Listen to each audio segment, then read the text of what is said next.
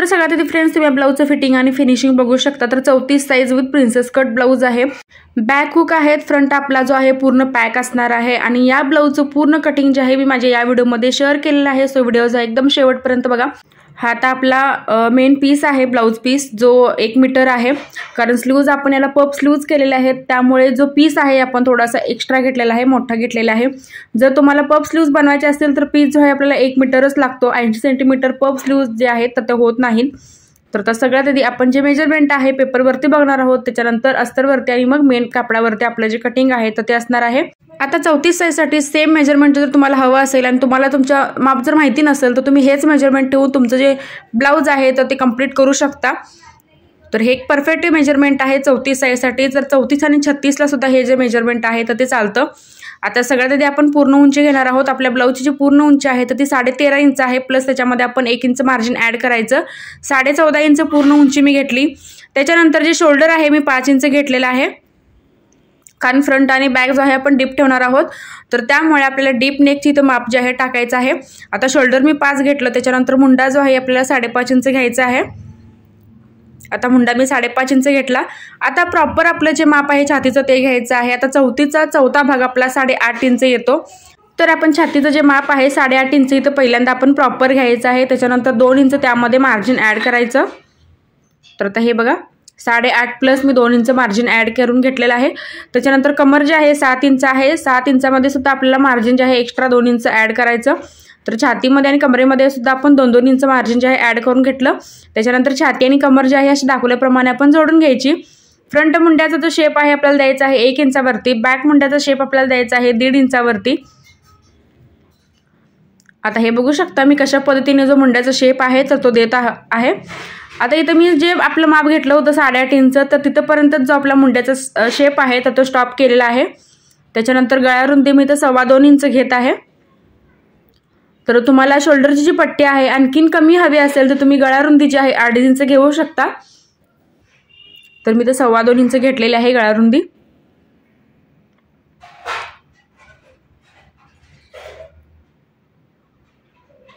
तर हे बघू शकता 2.25 इंच मी गळा रुंदी घेतली। त्याच्यानंतर जो आपला पुढचा गळा आहे तर तो मी घेतलेला आहे 6 इंचावरती।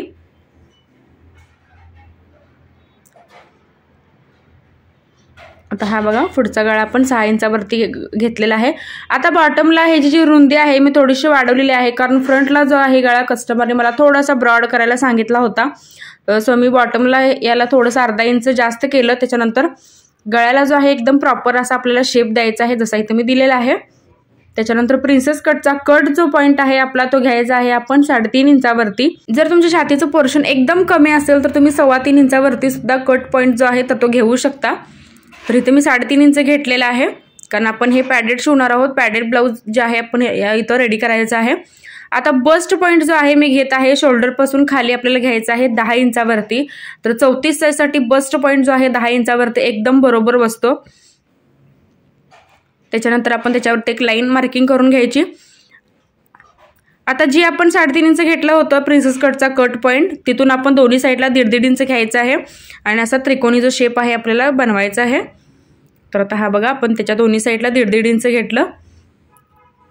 आता प्रिन्सेस कटचा जो आपला शेप आहे तर तो आपण मुंड्यामधूनच द्यायचा आहे, कारण गळा जो आहे आपण फ्रंटचा डीप घेतलेला आहे आणि पसरट घेतलेला आहे। तर त्याच्यामुळे आपण जो आपला मुंड्याचा प्रिन्सेस कटचा जो शेप आहे तर तो प्रॉपर मुंड्यामधून घ्यायचा आहे, जसं मी ते पेपरमध्ये दाखवलेलं आहे तसं।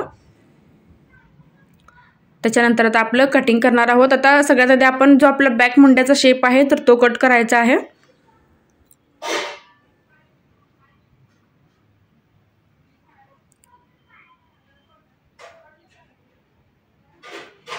तर हा बघा आपण सगळ्यात आधी बॅक मुंड्याचा शेप कट केला। आता फ्रंट आणि बॅक जो आहे ते आपण सेपरेट करून घ्यायचे। त्याच्यानंतर गळ्याच्या जी रुंदी आहे आपल्या दोन्ही साईडला कट द्यायचे आहेत, फ्रंट आणि बॅकला सुद्धा। त्यानंतर फ्रंट पार्टचे दाखवल्याप्रमाणे आपले जे पार्ट्स आहेत अशा पद्धतीने आपल्याला कट करायचे आहेत।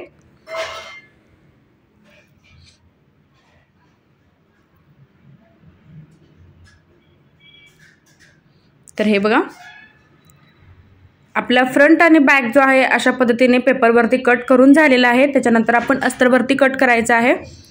आणि कशा पद्धतीने आपण ते अस्तरवरती ठेवतो तर ते सुद्धा एकदम तुम्ही व्यवस्थित बघा।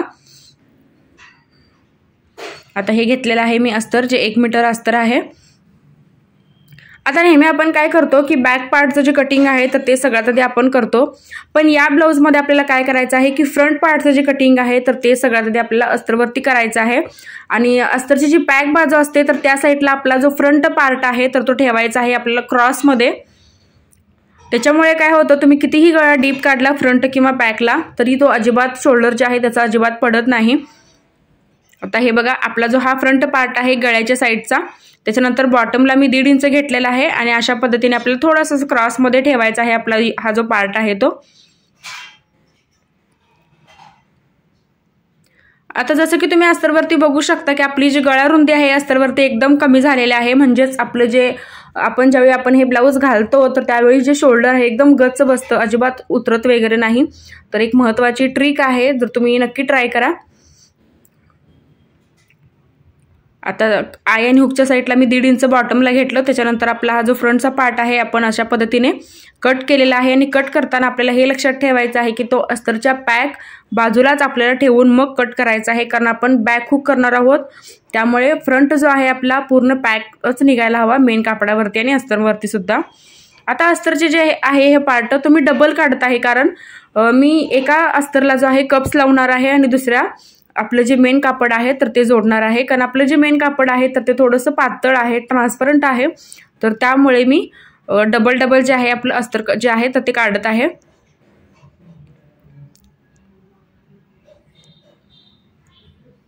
आता हे बघा, मी गळ्याच्या साईडचे जे आपले पार्ट आहेत ते 2 मी कट केलेले आहेत अस्तरचे। आता प्रिन्सेस कटचा दुसरा दुसऱ्या पार्टमध्ये सुद्धा आपल्याला वाढवावं लागतं। तर हा बघा, प्रिन्सेस कटचा दुसऱ्या पार्टमध्ये सुद्धा आपल्याला असं ठेवायचं आहे।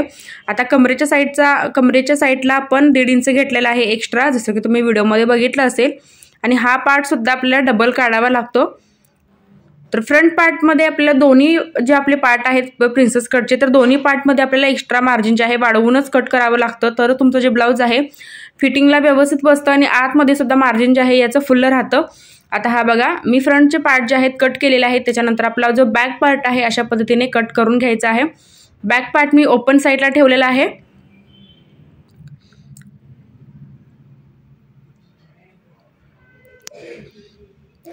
तर आता हे बघा, आपलं फ्रंट आणि बॅकचं जे कटिंग आहे अस्तरवरती आपण करून घेतलेलं आहे आणि व्यवस्थितपणे आपल्याला हे वाढवून घ्यायचं आहे फ्रंट पार्टमध्ये। बॅक पार्टमध्ये आपल्याला कोणतंच एक्स्ट्रा मार्जिन जे आहे वाढवायचं नाही, फक्त आपल्याला फ्रंट पार्टमध्येच मार्जिन जे आहे एक्स्ट्रा वाढवून घ्यायचं आहे।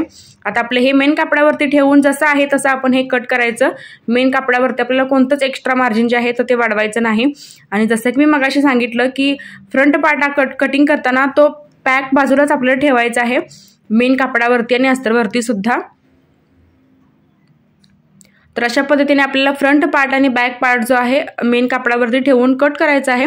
तर आता आपण स्लीवचं कटिंग करणार आहोत। आता हे आपलं फ्रंट आणि बॅकचं कटिंग जे आहे झालेलं आहे। आता राहिलेल्या कपड्यामध्ये आपण स्लीव्ज जी आहे तर ती कटिंग करायची आहे।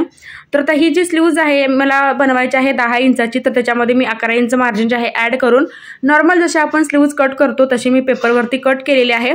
आता बॉटमला जी आहे मला ती धडी जी आहे तर ती 4 इंचाची ठेवायची आहे। सो मी तर 4 इंचावरती एक मार्क करत आहे।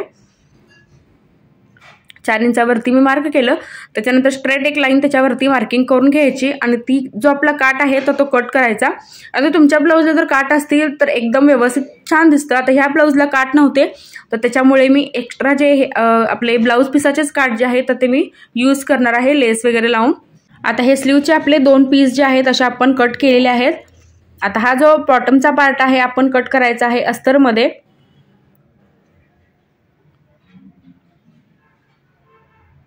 सगळ्यात तर पहिला जसं आहे तसं आपण हे मार्किंग करून घ्यायचं।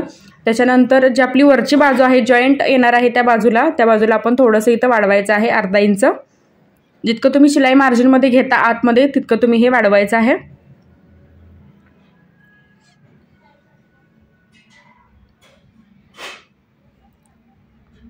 तर हे बघा, मी एकदम थोडंसं इथं घेतलेलं आहे एक्स्ट्रा कापड, जी बाजू आपण जॉईंट करणार आहोत दुसऱ्या पार्टमध्ये त्या बाजूला।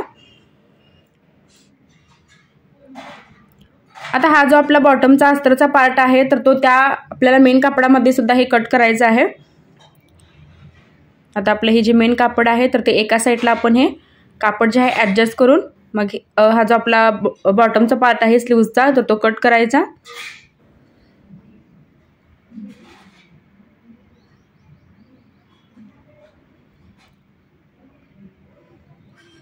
तर हे बघा हा पार्ट जो आहे मी कट केलेला आहे। त्याच्यानंतर आता आपण स्लीव्ज कट करायचे आहे। आता स्लीव्जला जे आहे या कापडावरती आपण अशी घडी मारून घ्यायची आहे। तर आपण हे 4 फोल्ड केलेलं आहे, इथं बघू शकता, म्हणजे दोन्ही स्लीव्ज आपल्या एकदम निघून जातात। अशा प्रकारे आपल्याला घडी मारायची आहे कापडाची। त्याच्यानंतर आपली ही जी स्लीव्ज आहे तर ते अशा पद्धतीने कापडावरती ठेवायचे आहे। बॉटमचं कापड जे आहे मी एक्स्ट्रा सगळं कट करत आहे, कारण कमी जास्त होतं बॉटमला, तर त्यामुळे आपण हे कापड जे आहे बॉटमचं पूर्ण कट केलेलं आहे। त्याच्यानंतर जसे आहे तसे पहिल्यांदा आपण ही स्लीव्ज जी आहे मार्किंग करून घ्यायची आहे। आता साईडला जे माझं कापड आहे एक्स्ट्रा 5-5.5 इंच उरलं होतं, पण तुमचं जर जास्त उरत असेल 6.5 किंवा 7 उरत असेल तितकं तुम्ही सगळं कापड घेऊ शकता प्लेट्ससाठी। तर कापड कमी जास्त असेल तर तुम्ही थोडंसं ॲडजस्ट करून जास्त प्लेट्स आहेत तर त्या बनवू शकता। आता हे जे माझं कापड आहे तर ते 5-5.5 इंचापर्यंत होतं, तर मी वरती 5 घेतलेलं आहे, बॉटमला सुद्धा मी 5 इंच घेतलेलं आहे एक्स्ट्रा, म्हणजे जितकी आपली स्लीव्ज आहे तितकं सोडून मी एक्स्ट्रा 5-5 इंच घेतलेलं आहे, म्हणजे माझं जितकं कापड होतं तितकं मी घेतलेलं आहे। त्याच्यानंतर वरच्या साईडला आपण 2 इंच घ्यायचं आहे। ज्यावेळी आपण स्लीव्ज घालतो तर त्यावेळी जो पफ आहे एकदम आपला छान होतो यामुळे। त्याच्यानंतर हा जो शेप आहे आपल्याला पफ स्लीव्जचा असा द्यायचा आहे अशा पद्धतीने। तर फ्रेंड्स या ब्लाऊजचं पूर्ण जे कटिंग आहे मी तुमच्यासोबत शेअर केलेलं आहे, आणि आजच्या व्हिडिओमध्ये तुम्हाला काही डाऊट असेल तर तेही तुम्ही मला कमेंट करू शकता। चॅनलवरती जर तुम्ही माझ्या नवीन असाल तर सबस्क्राईब नक्की करा, सोबत बेल आयकॉनलाही प्रेस करा, जेणेकरून जो व्हिडिओ मी अपलोड करेल त्याची नोटिफिकेशन सगळ्यात आधी तुमच्याकडे येईल। आणि व्हिडिओ शेवटपर्यंत बघितल्याबद्दल अगदी मनापासून धन्यवाद।